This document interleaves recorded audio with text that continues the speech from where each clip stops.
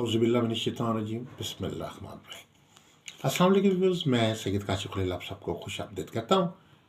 आज की हमारी वीडियो का टॉपिक है बुर्ज असद वालों के दोस्त बुरूज कौन कौन से होते हैं। ये वो बुरूज हैं जो आपके लिए पार्टनरशिप के लिए, शादी के लिए, दोस्ती के लिए, कामों में मददगार होने के हवाले से ये बहुत फ़ायदेमंद बुरूज होते हैं।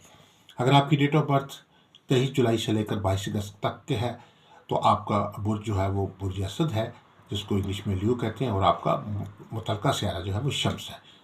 आपके लिए बुर्ज हमल, बुर्ज मीज़ान, बुर्ज सौर, बुर्ज जोज़ा और बुर्ज हूत यानी पाइसिस का बुर्ज जो है, ये लोग आपके लिए दोस्त बुरूज हैं, आपके लिए कोऑपरेटिव बुरूज हैं। हर काम में आपके लिए दोस्ती के हवाले से ये बहुत फ़ायदेमंद बुरूज हैं।